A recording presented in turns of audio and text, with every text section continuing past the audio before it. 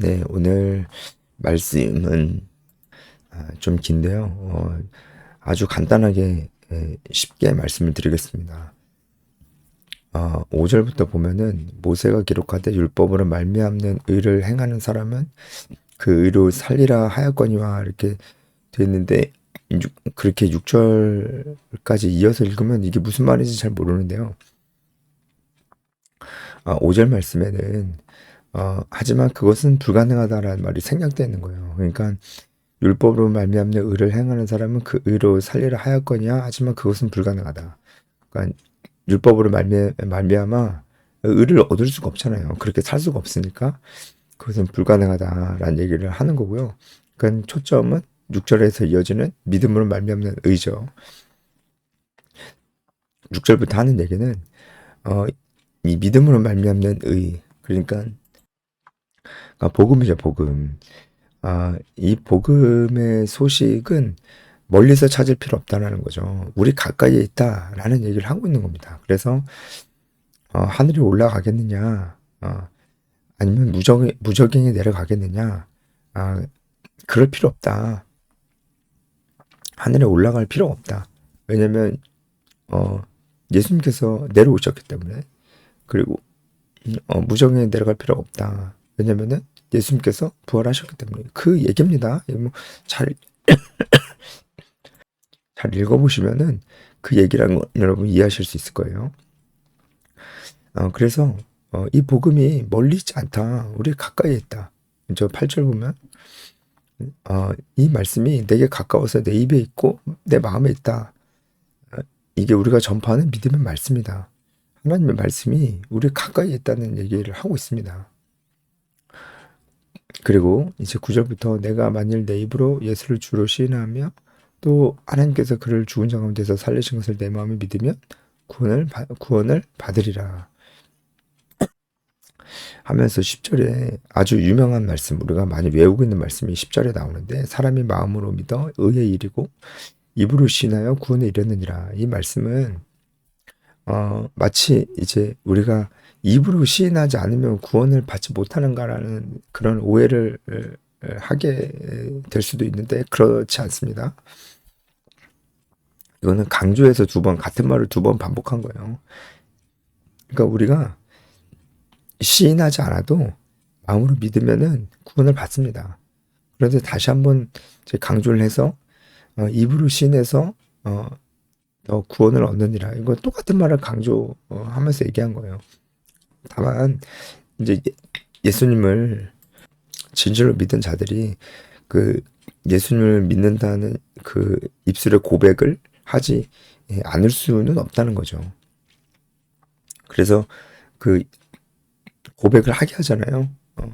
그래서 대표적인 것이 세례입니다. 세례 때 세례문답을 하면서 예수님을 믿고 영접했음을 사람들 앞에서 이제 그렇게 고백을 하잖아요. 그게 참 중요하죠.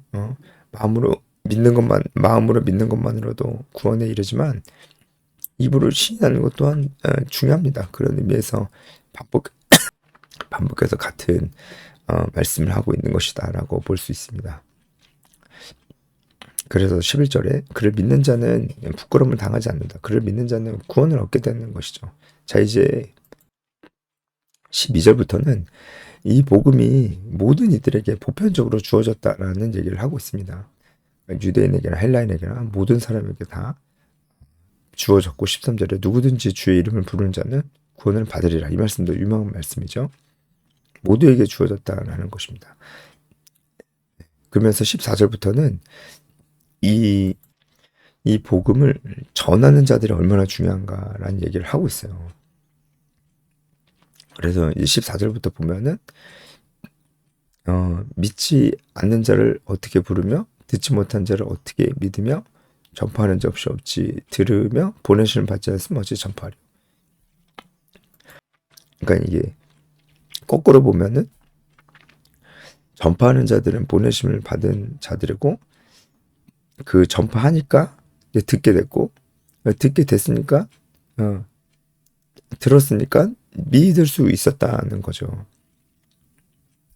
그러니까 결국 이 모든 시작은 이 전파하는 자가 있었기 때문입니다. 그리고 전파하는 자 이전에 하나님께서 그들을 보내셨기 때문에 모든 일이 가능한 것이다 라고 하는 것입니다.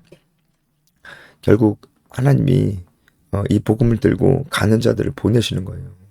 그러니까 전령이라는 좀 의미가 있습니다. 전령. 명령을 받고 가는 사람입니다. 이런 사람들이 없으면은 듣지 못하는데 어떻게 믿겠어요.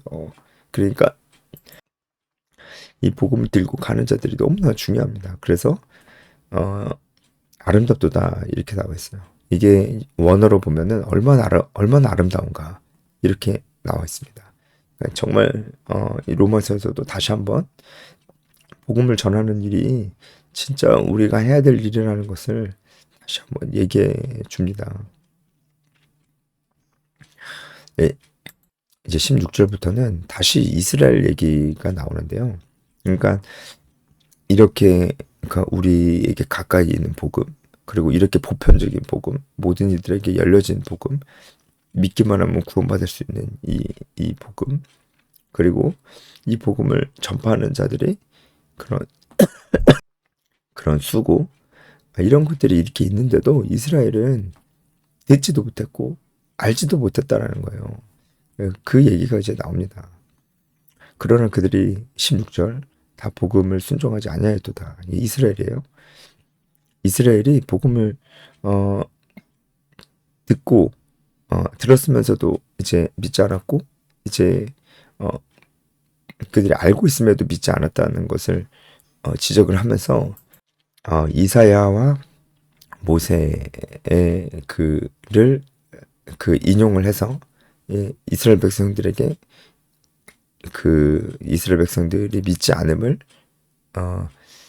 이 아주 권위적인 선지자 이 두 명을 인용해서 이스라엘이 진짜로 믿지 않았음을 지적을 하고 있는 것입니다. 그래서 이사야가 주여 우리가 전한 것을 누가 믿었나이까 이렇게 얘기를 하죠.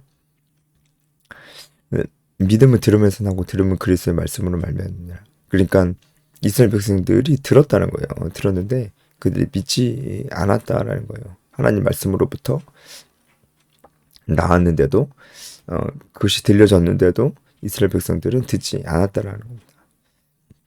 그래서 18절에 이렇게 나오죠. 그들이 듣지 않냐느냐. 그들이 들었다. 땅끝까지 이 복음이 전해졌다 이렇게 얘기를 하잖아요.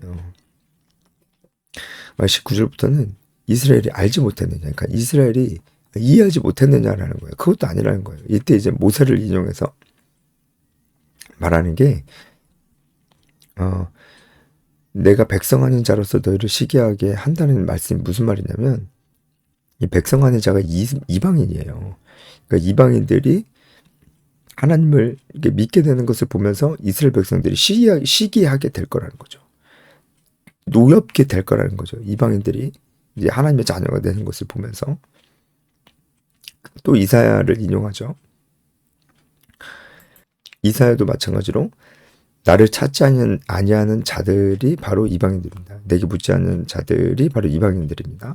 그렇게 나타났다는 거예요. 그러니까 아니 이방인들이 율법을 모르는데 그들도 들었고 믿었는데 율법을 알고 있는 이스라엘이 전 몰랐어요. 이럴 수가 없다는 거죠. 저 오늘 말씀 여기까지 여러분 제가 쭉 설명을 해드렸는데 어떤 걸 적용하실 수 있겠습니까? 정말 우리 모두 다 이제 구원받은 하나님의 자녀이지만 우리가 또 이 모습 속에서 이스라엘 모습 속에서 우리 자신의 모습을 발견할 수 있는 거죠. 네. 우리가 여전히 하나님 말씀을 알고 있지만 순종하지 않고 있는 게 참 많고 이스라엘 백성들처럼 하나님 말씀을 별로 중요하게 여기지 않는 모습들이 우리 안에 있다는 거죠. 특별히 오늘 말씀에도 있었던 이 복음을 전파하는 부분에 있어서 우리가 그렇게 살아야 되지 않겠냐라는 거예요. 네, 우리가 그런 우리의 모습들을 좀 생각해 보면 좋겠습니다. 그리고 오늘 말씀의 전반부에 하나님의 말씀이 이 복음이 멀리 있지 않다는 거예요. 항상 가까이 있는데 지금 우리에게도 가까이 있잖아요. 그런데 가까이 있음에도 가까이 있기 때문에 우리는 더 말씀을 멀리합니다. 참 아이러니하죠. 가까이 있기 때문에 더 멀리합니다. 이런 우리의 모습도 한번 돌아보면 좋을 것 같습니다. 여기까지 하겠습니다.